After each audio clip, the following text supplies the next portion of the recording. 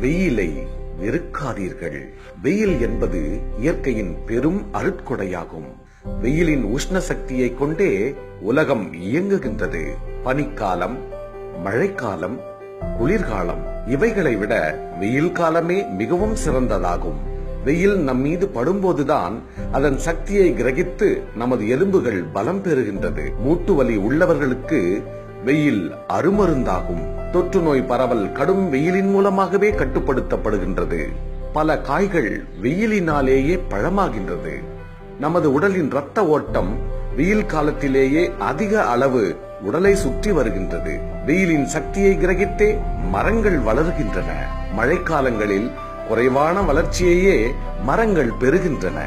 நீர் எந்த அளவுக்கு விவசாயத்திற்கு முக்கியமோ அதே அளவு வெயிலின் உஷ்ண சக்தியும் அவசியமானதாகும்.